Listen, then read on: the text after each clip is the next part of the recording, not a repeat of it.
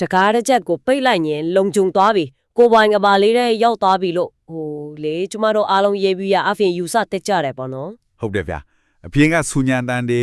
အလို့အခွင့်ကဖြည်းစည်းမှုတွေကိုအဲ့ဒီတကားပြင်ပါမှာပဲခြံထားခဲ့နိုင်ပြီဆိုတဲ့သဘောမျိုးပေါ့အဲ့ဒါပေါ့ရှင်ဒါပေမဲ့ထိုင်းနိုင်တာစမှုပရာကန်ခရိုင်ကအခန်းငါးတစ်ခုမှာနေထိုင်ကြတဲ့မြန်မာရွှေ့ပြောင်းအလုတ်သမားနှစ်ယောက်အတွက်တော့အဲ့ဒီတကားချက်ကကာကွယ်မှုပေးလိုက်ရမဟုတ်တော့ဘဲနဲ့လေသွေးထက်တန်ရိုလူတက်မှုတစ်ခုကိုလောင်ပိတ်ထားတဲ့ယာကြီးထပ်သွားခဲ့တယ်တော်တော်လေးစိတ်မကောင်းစရာဖြစ်ရပါပဲဟုတ်ကဲ့ရှင်ဆိုတော့ဒီနေ့ကျမတို့အသေးအချာလေးလာဆွေးနွေးသွားမယ့်အကြောင်းအရာကအဲ့ဒီဖြစ်ရပါပဲကျမတို့စီမှာဧပြီလ3ရက်နေ့ကအမရင် TV ရဲ့သတင်းထုတ်လွှင့်ချက်တွေပြီးတော့အခင်းဖြစ်ပွားရနေတာက CCTV မှတ်တမ်းတွေမြင်တပ်တွေထွက်ဆိုချက်တွေနဲ့ရဲတပ်ဖွဲ့ရဲ့စစ်ဆေးချက်မှတ်တမ်းတွေရှိထားပါတယ်ရှင်ဟုတ်ကဲ့ဗျာဒီအရေးမြစ်တွေကိုအခြေခံပြီးတော့ထာမန်အခန်းဖော်ပြတနာလေးနဲ့ကကြီးနဲ့အသေးသက်တဲ့အထိဘလို့များယူတရက်ပောက်ကွဲသွားတယ်လဲဆိုတော့နောက်ွယ်ကအကြောင်းရင်းတွေကိုအသေးစိတ်တူးဆွကြည့်ကြရအောင်ရှင်ကောင်းပါဗျဟိုလေဒီဖြစ်ရက်ကိုကျွန်တော်တို့ကထာမန်လူသက်မှုတက်တက်ဖြစ်တိချခွဲထုတ်ပြီးကြည့်လို့တော့မရဘူးဗျာ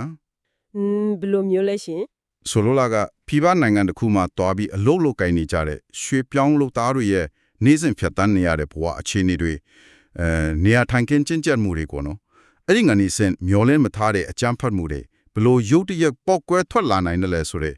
လူမှုရေးနဲ့စိတ်ပညာပိုင်းဆိုင်ရာရန်ကြားတွေကိုပါအများကြီးလေ့လာစရာတွေ့ရတယ်ဗျာဟုတ်တယ်ရှင်အခန်းချင်းလေးတစ်ခုထဲမှာလူသားတွေရဲ့စိတ်ခံစားမှုတွေမွန်းကြက်မှုတွေစုပုံလာတဲ့အခါတကားပိတ်ထားခြင်းဟာအချိန်မရွေးပောက်ကွဲထွက်လာနိုင်တဲ့အန်ဒီယာတစ်ခုဖြစ်လာတတ်တယ်ဆိုတာကိုပြနေတာပါပဲတကယ်ကိုစဉ်းစားစရာပဲပေါ့နော်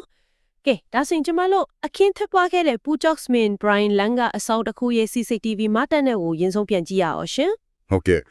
အဲ့ဒီနေ့ကအတိအကျဘာတွေဖြစ်ခဲ့တယ်လဲဆိုတာကိုဟုတ်တယ်မှတ်တမ်းနဲ့မှကြည့်လိုက်ရင်ကျူးလွန်သူတို့ယူဆရတဲ့မြင်းစော်ကစပီးတစ်စီးနဲ့အဆောင်ရှိကိုရောက်လာတယ်ရောက်ချင်းမဲ့အခန်းတကားကိုဖွင့်ဖို့ကြိုးစားတယ်ပေါ့နော်ဒါပေမဲ့အထက်ကနေတော့ပိတ်ထားတဲ့အတက်ဖွင့်လို့မရဘူးဖြစ်နေလေသူကတကားခောက်တယ်ဒါပေမဲ့အထက်မှာဘာမှပြန်မထိုးအဲ့ဒီတော့တော့လက်ကန်ကိုအချင်းချင်းလုံရမ်းတယ်အထက်မှာလူရှိမရှိအဲ့နေတလားဆိုတာကိုတိရအောင်တကားပေါက်ကနေအထက်ကိုချောင်းကြည့်တယ်ရှင်အပြင်မှာတော်လေးစောင့်ရတဲ့သဘောပေါ့အဲ့ဒါပေါ့အဲ့ဒီလွန်နဲ့အပြင်ဘက်မှာအချင်းအတော်ကြအောင်ရဲဆောင်နေခဲ့ရတယ်စဉ်းစားကြည့်လေအလုတ်ကနေပင်ပန်းပြန်လာတဲ့အချိန်အခန်းထဲကိုချက်ချင်းဝင်ကျင်နေတဲ့လူတယောက်အပြင်မှာအကြာရဲဆောင်နေတာဟာလေပွက်ဆူနေတဲ့ရေနွေးအိုးကိုအဖုံးပိတ်ထားသလိုပဲပေါ့နော်မှန်တယ်ဗျာအထဲမှာဒေါသတွေစိတ်မရှိမှုတွေကတပြေးပြေးချင်းလှိုက်တက်လာတဲ့သဘောမျိုးအဲ့ဒီဗီဒီယိုထဲမှာအထင်သောမြင်နေရတယ်